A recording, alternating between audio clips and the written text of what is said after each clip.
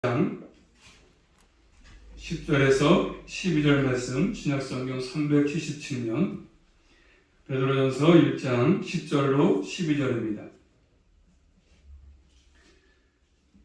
같이 말씀하겠습니다. 시작.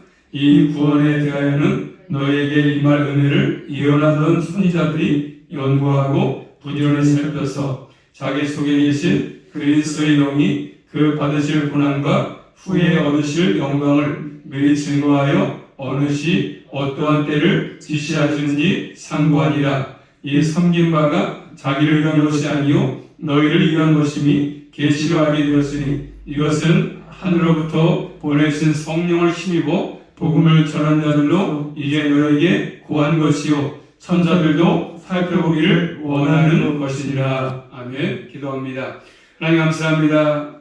거룩한 주를 켜주셔서 이 밤도 불러주시고 또 주 앞에 성호를 찬양하게 하시며 또 아버지 주 앞에 간절한 소원을 또 기도로 아뢰게 하시는 아버지 감사합니다. 들으시고 응답해 주시고 오늘 말씀을 통해서 은혜 충만케 하사 한동안도 살아갈 터인데 삶 현장에서 말씀 붙들고 우리 모두가 넉넉히 승리할 수만 있도록 하나님의 친히 지키시고 보호하시고 인도하여 주시옵소서. 특별히 사모님 기억하시고 이 밤도 집에서 예배드릴 때 함께 해주시고 또 주님께서 역사하셔서 더욱더 내 가운데 회복될 수만 있도록 주님의 뜻대로 모든 것들을 이루어 주시옵소서. 낙심하지 않게 하시고 온수하게 주못하게 막아주시며 끝까지 주님의 보호하신 가운데 살아갈 수만 있도록 인도해 주시옵소서. 예수 그리스도 이름으로 감사하며 기도 올리옵나이다. 아멘. 제목 따라하겠습니다. 영광스러운 복음. 영광스러운 복음. 자, 오늘 말씀을 우리가 들은 복음이 얼마나 영광스러운 복음인지 또 얼마나 값진 복음인지를 잘 가르치고 있지 않습니까? 우리가 들은 이 복음 얼마나 영광스럽고 가장 값진 것인지 복음의 영광스러운 것을 본 사람은 복음을 살 수밖에 없지 않겠습니까? 그 복음의 증거를 알기 때문에 그리고 이 영광스러움을 본 사람은 복음을 위해서 살 수밖에 없습니다. 비록 우리가 이 땅에서 이 세상에서 우리 그리스도인들은 나그네의 길을 삶을 살고 있지만 교회가 얼마나 존귀한 존재인지 안다면 결국 남은 생도 그 복음을 위해서 삶을 살 수밖에 없습니다. 자, 첫 번째로 오늘 복음과 선자들 말씀을 하셨습니까? 자, 먼저 구원의 복음에 대한 선자들의 자세가 어떠한지 말씀합니다. 10절부터 10절입니다. 같이 볼까요? 시작. 이 구원에 대하여는 너희에게 임할 은혜를 예언하던 선자들이 연구하고 부지런히 살펴서 이렇게 말씀하죠. 이 구원에 대하여는 이렇게 말씀합니다. 그렇기 때문에 구원은 성경의 핵심이고 중심 주제입니다. 이 성경 66권은 다 여러 가지 많이 사건도 있고 여러 가지 일이 많이 있지만 결국 핵심은 구원이요 구원. 중주제가 예수 그리스도고 구원이 주제입니다.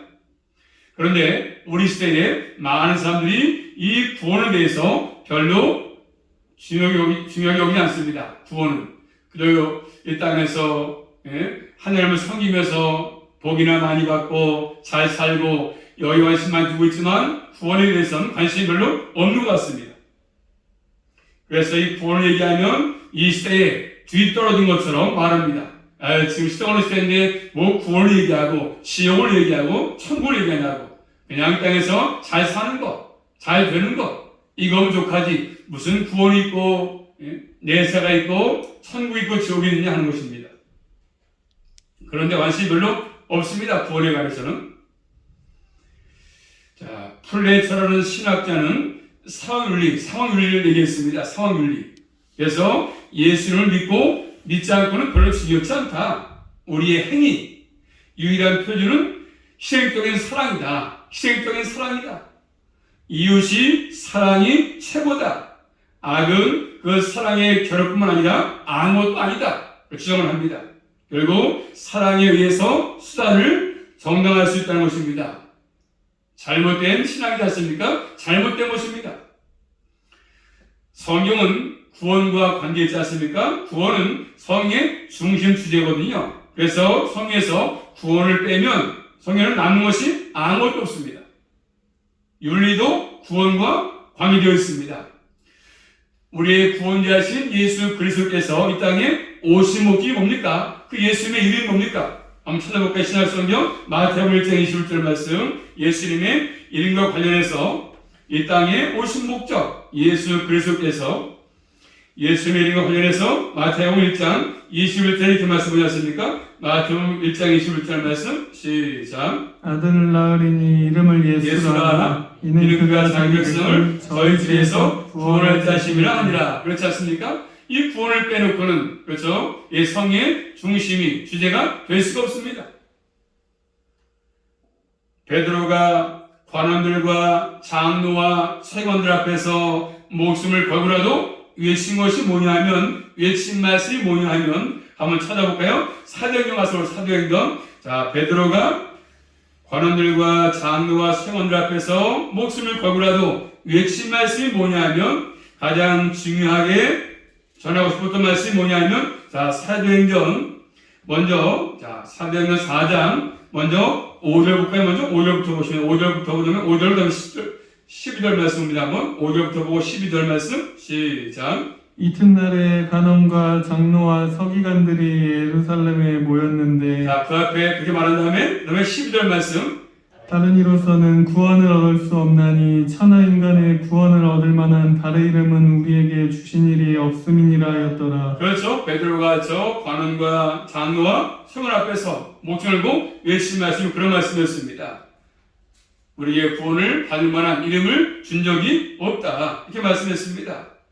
그렇기 때문에 이 구원은 구약의 선자들의 관심사죠. 관심사. 구약의 선자들 항상 관심이 이 구원. 그래서 오늘 말씀 10절 말씀, 그래서 이 구원에 대하여는 그 다음에 두 번째 뭐죠? 너에게 임할 은혜. 이렇게 말씀하죠. 너에게 임할 은혜. 이렇게 말씀했습니다. 이 은혜는 결국 예수 그리스도를 만나면서 우리에게 주어지는 것인데, 이 은혜를 예언하던 선자들이 구원에 대해서 뭐였습니까? 연구하고 부지런히 살폈다고 말씀하죠. 그래서 구약의 선자들이 이 구원에 관해서 예언했던, 그런 선자들이 예언했던 그런 모든 말씀을 연구했습니다. 연구하고 부지런히 살폈다고 말씀하죠. 그만큼 구원은 중요하기 때문에 구약의 선자들이 연구했습니다. 부지런히 살폈습니다. 자, 구약의 선자들이 알고 있던 그 구원과 우리 신약교회가 누리는 것처럼 구원은 좀 차이 있지 않습니까? 우리는 더욱더 더 선명하게. 그래서 선자가 알고 있던 것보다 더 훨씬 더 위대하지 않습니까? 위대함을 갖고 있습니다. 그러면 참으로 감사하지 않습니까? 우리가 지금 알고 있는, 그래서 우리에게 와진 복음을 통해서 확실히 깨달았던 구원. 자, 구약의 선자들은 연구하고 부지런히 살폈습니다. 자, 구약의 선자들은 그들의 머리가 좋아서 살핀 것이 아니고 연구한 것이 아니고 성령의 감동하심을 받은 사람이기 때문에 한번 찾아볼까 말씀을. 자, 디모데후서 3장 16절 말씀. 구약의 선자들은 성령의 감동하심을 따라서 결국 성령을 살폈습니다. 구약 구원을 연구했고 살폈습니다. 디모데후서 3장 16절 잘 아시는 말씀 시작. 모든 성경은 하나님의 감동으로 된 것으로 교훈과 책망과 바르게 함과 의로 교육하기에 유익하니. 아멘. 자, 모든 성경, 그래서 일차적으로 구약이죠. 하나님의 감동으로 됐다. 감동. 그렇기 때문에 그 선자들은 그 감동을 입어서 감동을 따라서 구원을 살폈고 이서 연구했습니다. 그래서 오늘 본 말씀 11절 말씀이니까 그리스도의 영을 가지고 있던 사람들입니다. 그의 선자들, 그리스도의 영. 그리스도의 영에 대해서 두 가지 해석이 있습니다. 하나는 성령을 의미한다, 성령. 또 하나는 그리스도 자신을 신적인 영으로 말씀한다는 것입니다. 이것을 영, 기독론 이렇게 얘기합니다. 결국 그리스도는 영이시고 구약의 선자들에게 영감을 줬다는 해석입니다. 자, 그리스도께서 선대했다는 사실, 예수 그리스도가 선대했다는 사실 성경 곳곳에 증거합니다. 한번 찾아볼까요? 고린도전서 1장 15절 말씀 보시면 그리스도께서 선대했다는 사실 곳곳에 말씀하고 계시는데, 고린도전서 1장 15절 말씀 보겠습니다. 한번 거기 고린도전서 1장 15절 먼저 보겠습니다. 한번 시작. 그는 보이지 아니하시는 하나님의 형상이요 모든 창조물보다 모든 아신 자니 말씀하시고, 이어서 16절 말씀 시작. 만물이 그에게 창조되되 하늘과 땅에서 보이는 것들과 보이지 않는 것들과 혹은 보호자들이나 주관들이나 정사들이나 권세들이나 만물이 다 그를 말미암고 그를 위해서 창조되었고 창조되었고. 그렇죠? 또 이어서 17절 말씀 17절 또한 그가 만물보다 먼저 먼저 계시고 만물이 그 안에서 함께 섰느니라. 그렇죠? 예, 선제성을 얘기하고 있지 않습니까? 이렇게 이런 글 속에서 구약의 선자들에게 역사했다는 것입니다.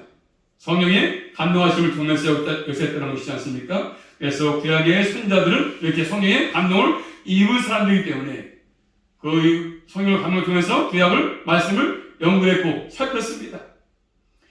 자, 구약에 또 볼까요? 창세기 40장 와서 보시면 요셉도 마찬가지지 않습니까?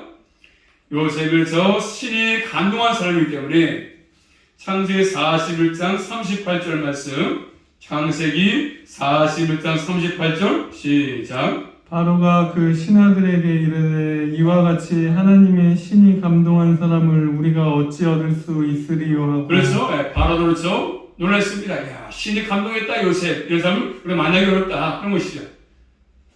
또 구약성경 민수기 27장 18절 말씀 보시면 요셉만이 아니고 구약의 인물들도 다 성령의 감동을 입었습니다. 구약의 선자들은 민수기 27장 18절 말씀 모세의 들이었던 여호수아. 민수기 27장 18절 말씀 보겠습니다. 한번 시작. 여호와께서 모세에게 이르시되 눈의 아들 여호수아는 신의 감동된 자니 너는 데려다가 그에게 안수하고. 그렇죠. 여호수아도 신의 감동자라고 말씀하고 있지 않습니까? 그렇기 때문에 결국 예수 그리스도는 단지 선자들이 예언했던 분만이 아니고 선자를 통해서 말씀하신 분이었죠. 말씀하신 분이었습니다. 선자들 감동했던 분은 하나님의 영이시고 그리스도의 영이었습니다. 그래서 요한계시록 19장 또 10절 말씀 보겠습니다. 한번. 자, 구약의 선자들이 예언했던 분만이 아니고 선자를 통해서 말씀하신 분이신데 또 선자들 감동했던 분은 하나님의 영이시고 그리스도의 영이었는데 요한계시록 19장 10절 말씀 보시면 요한계시록 19장 10절입니다. 시작. 엎드려 경배하려 하니 그가 나더러 말하기를 나는 너와 및 예수의 증거를 받은 내 형제들과 같이 된 종이니 삼가 그리하지 말고 오직 하나님께 경배하라. 예수의 증거는 대언의 영이라 하더라. 예수의 증거는 대언의 영이다. 그래서 예수의 증거는 대언의 영이다 말씀합니다. 그래서 구약의 선자들은 결국 예수님을 증언했습니다. 예수님을 증거했습니다. 예수님을. 그뿐 아니라 예수님께서 선자를 통해서 친히 말씀했습니다. 그러므로 예수 그리스도는 충성된 증인이었습니다. 요한계시록 1장 5절 말씀이니까. 그러므로 오순절의 신약에 성령께서 가르친 것은 뭡니까? 결국 그리스도의 영이 구약에서 일하신 것과 같은 내용 아니겠습니까? 같은 내용이었습니다.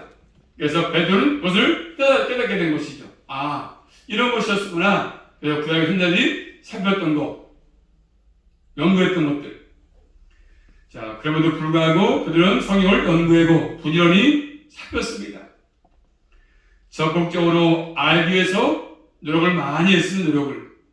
자, 연구하다. 이 말은 집중적으로 조사하고 찾는 것입니다. 히브리서 11장 6절 말씀이니까 믿음의 사람들은 하나님이 계신 것과 하나님을 천자들에게서 천자들 이 말씀이죠. 천자들. 찾아볼까요? 히브리서 11장 6절 말씀. 연구하다는 말은 집중적으로 조사하고 찾는 것인데 히브리서 11장 6절 말씀 시작. 믿음이 없이는 기쁘시게 못하나니 하나님께 나아가는 자는 반드시 그가 계신 것과 또한 그 자기를 찾는 자들에게 상 주시는 찾는 자가 나오죠. 찾는 것인데 찾는 것. 그래서 연구하다는 말은 집중적으로 조사하고 찾는 것을 말씀합니다. 또 로마서 3장 11절 말씀, 그 말씀 같은 의미가 되는 것인데 로마서 3장 11절 많은 사람들은 찾지 않습니다. 로마서 3장 11절 말씀 시작. 깨닫는 자도 없고 하나님을 찾는 자도 없고. 그래서 하나님을 찾아야 되는데 불구하고 찾지 않습니다. 또 시편 119편 94절 말씀 볼까요? 시편 119편 94절 말씀. 연구하다는 말은 집중적으로 조사하고 찾는 것인데, 자, 시편 119편 94절 말씀 시작. 나는 주의 것이니 나를 구원하소서. 내가 주의 법도를 찾았나이다.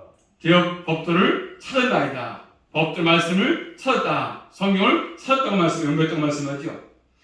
그래서 그리고 이 말씀은 쉽게 말하면 어떠한 사람을 찾기 위해서 어떠한 도시나 나라를 가서 살피는 것입니다. 한 사람을 찾기 위해서 똑같습니다. 그래서 선지자들이 적극적으로 말씀에 대한 관심을 가지고 연구했습니다. 열심히 말씀을 가지고 연구하고 그러면서 구원을 살핀 것이죠. 어떻게 구원받는 것인지, 또 예언했던 말씀이 뭔 내용인지를 살핀 것인지 열심히. 자, 우리 그리스도인들은 이 두 가지 일이 다 필요하겠습니까? 필요합니다. 결국 성령님의 역사와 우리의 말씀에 대한 말씀을 연구하고 또 성령의 인도하심이 필요하지 않습니까? 감동하심이. 그런데 어떠한 사람은 말씀을 연구하지 않고도 성령께서 역사하시면 다 해결된다, 이렇게 말하는 게 있습니다. 이것은 성의 가르침이 아니지 않습니까? 성의 감동하심에 따라서 말씀을 연구도 필요합니다. 그래서 성경 연구도 안 하고 그렇죠? 말씀도 설교를 준비도 안 하고 그냥 강단에 와서 요새 엎드려 있으면 준다는 거. 이건 합당하지 않습니다.